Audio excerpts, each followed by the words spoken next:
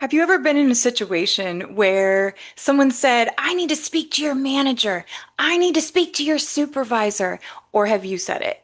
I've been in both situations. I'm Justine González, and this is a leadership learning lab.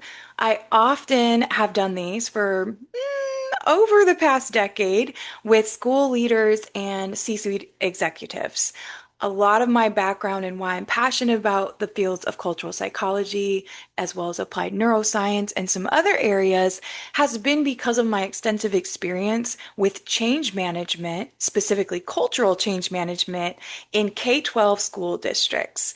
I've also worked closely with some corporations as well and some other things through the years. So let's get into this very quick lab. And my hope is that it's just a small dose to keep you pondering as you go into your place of service. And I don't want to just call it work. I think, especially in this age of capitalism, as we see things shifting and moving around the world right now, and I'm in a United States context currently. I'm actually getting ready to go on site and consult with some leaders all day today. And I felt led to hop on here and share before I release episode 103 next week here on Love Learning You. And in that episode, we're going to dive deeper into the ideas of belief systems and how they drive our perceptions about power structures and what power we have access to. Newsflash, you're probably more powerful than you know or think or even believe about yourself. And I can only speak from my own experiences growing up in the United States. So a lot of times we're in settings with very outdated roles and titles, and we get really hung up on the role or the title and associating that with power in some way.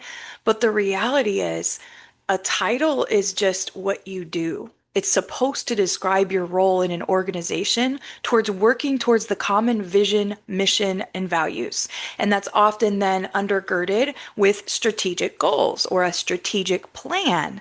So when change happens and leaders, I consider, and I'll use K-12 schools as an example, we can never not lead. You're in a role where someone is always watching you, whether you're a paraprofessional, a custodian, an assistant principal, you can never not lead in those types of roles. And arguably, in each of our own lives, this is very true. Because if I don't know myself well enough to lead my own interactions, my own behaviors, I definitely can't really lead other people that well. I can try, I can do my best, but I can speak for myself in that too when I have been more dysregulated or experiencing dysfunction in my own personal life. And then I'm also not transparent about my needs in the workplace to say, like, hey, I got a lot going on, even if I don't want to share details, but the communication of it is such a key. So it's really, really easy for a company to give you a promotion or some title, and for us to fall victim of believing, wow, that means they value me. And a lot of times it's just not true, partly because we've all been trained and born into this system of capitalism for the most part. Unless you are a person very detached and on your own accord, off the grid, etc. Most of us have been born into these systems and structures that actually revolve around capitalism. So your job is just a label, and the title leader is actually based on your reputation and your ability to tell the truth. And our ability to tell the truth is how we identify the lies within the systems and environments that surround us. Now, we're going to go deeper with this in episode 103 of Love Learning You, which releases next week. We're going to dive into belief systems, what that really is manifesting, and how at any given time we can choose to change our beliefs. We might think we're beholden to a belief, but we can choose and have that power at any moment to shift how and what and why we believe, because when we know more, we can apply that knowing, we can apply that learning. There's one other thing I wanted to bring up in this conversation, and then I'm going to show you all a cool tool that I'm really excited about, and I want to help as many as people as possible with it through a new endeavor. So I want to quote this text, and it's just a very simple, it's called High Velocity Culture Change.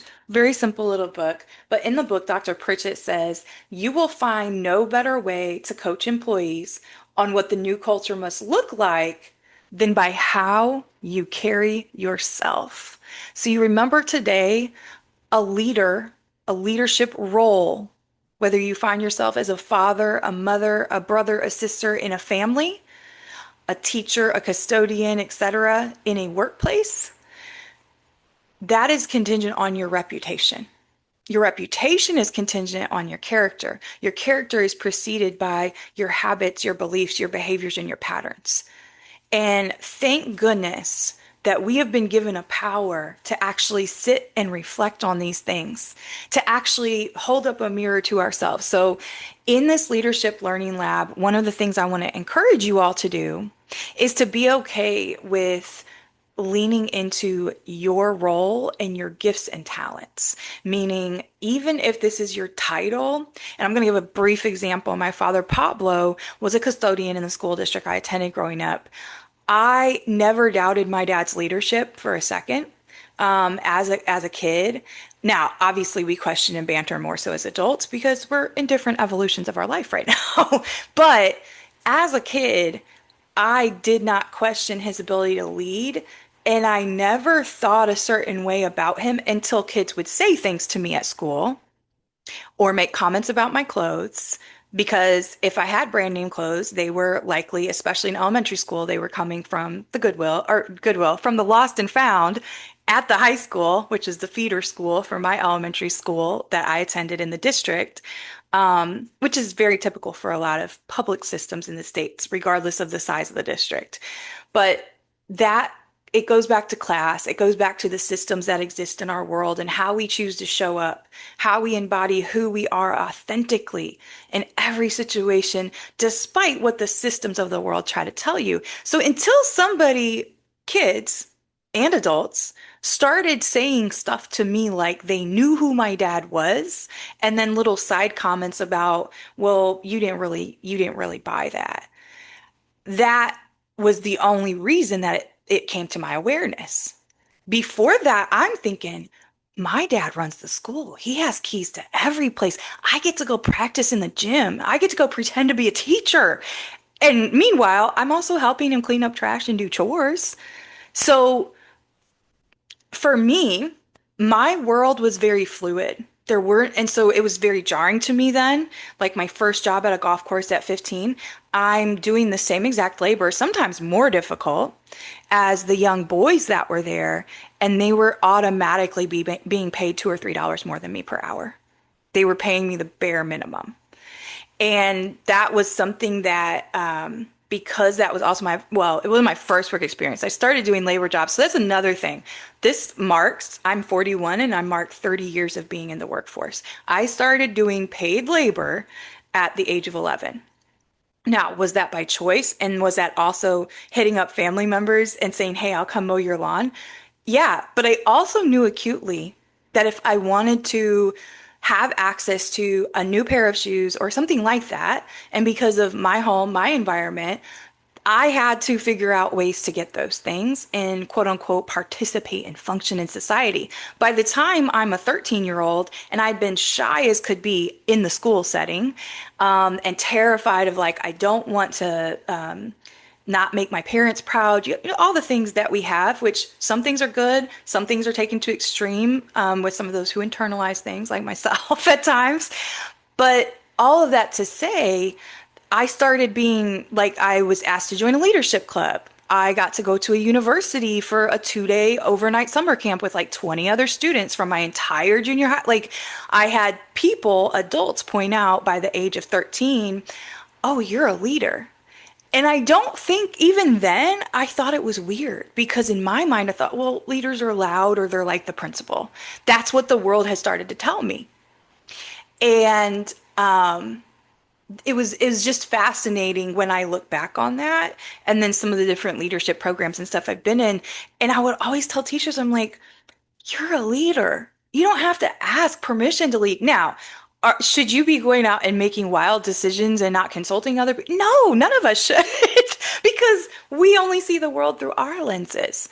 There's over 8 billion other humans that are having a very unique experience. What unites us is actually the lowest and highest frequencies on planet Earth. the ability to hold love, unconditional, and fear. So, what are you going to choose to operate in today through your leadership lens? And that is my question I'll leave you with Love Learning You. The thing I'm excited about, so recently, over the past year, I co-founded a organization with my hubby, and again, this was a leadership learning lab, just a brief one called Manager or Supervisor. How about Leader? Um, and when it comes to roles, I felt like this was applicable, and it was also just something that I wanted to share with you all. And that is this AI powered productivity tool, because ProTeach AI, which is the nonprofit I co-founded with my hubby, the organization, I want to give very affordable access in streamlined ways to K12 professionals to have access to things that don't overwhelm them and usher them into this new era, but doing so with ethics and actually keeping human wisdom at the forefront. So the name is Pro Teach, all caps, and then AI little. It's a play on it because the teaching part always comes first, and we're the drivers of that as leaders. Why it came to my purview, and I would say just connect and go subscribe to my personal channel if you like this kind of stuff. This is one of the only times I will do this here on Love Learning You, because here we are mainly about cultural psychology and stuff. I do some cross sharing, but I have a whole other tech focused, my personal YouTube channel at Justine González. You can subscribe there, and this is where you'll get all of these workshops and updates and access to these systems. This I will drop the link below if you would like to try out the system for yourself. But one of the things through my work over the past 20 plus years in K-12 school systems, internationally, but mainly in the United States context, is helping just give clarity. There can be a lot of overwhelm. There's one district I've been working with recently, and they actually, across the span of 2 years, I think 2023 to 2025, they implemented like 8 different initiatives. And that is so much. That's so much. So my goal is that to understand we are not products. We are humans. Our students are not products. Our community members are not products. We often talk about productivity or talent management or human capital. No, we're human beings, not human doings. But AI productivity means they can produce a product for me. I could spend 10 seconds literally generating it and doing it in an ethical way. And that is how these were devised, built on 20 plus years of different experiences of my own as well. So these have been vetted, and there's 8 different roles. There's over 150 specific prompts across themes. And they're things that are part of any K-12 ecosystem, whether you have a couple schools in your district or hundreds of schools in your district. And this then gives you a reflection space that actually disappears. You can download it as text file or save it to your Google Drive, etc., copy paste. But this is to help you slowly implement how you want to use different systems and not overwhelm yourself. So that's just, you can find a little bit about Teach Techies. You can go to my other YouTube, but I wanted to share that only because it's applicable to what I'm talking about of our role as leaders in society and in our workplaces and how we show up every single day, my friends. So please expect, I've been on hiatus the past couple months, doing some traveling for consulting, but we are getting back into our summer cadence. So you have some fresh episodes here of the Love Learning You podcast. Be sure to check out our Energetics of Personality course of study. I've got, I think, over 20 different workshops in that course of study right here on this YouTube channel. And then subscribe and share. When you find value in content, what helps us, and also why I want to be in that nonprofit space, it's not about going viral. It's not about, oh, I get outreach all the time. I can optimize your channel. I worked with one person. He was awesome. But essentially, that's not my goal.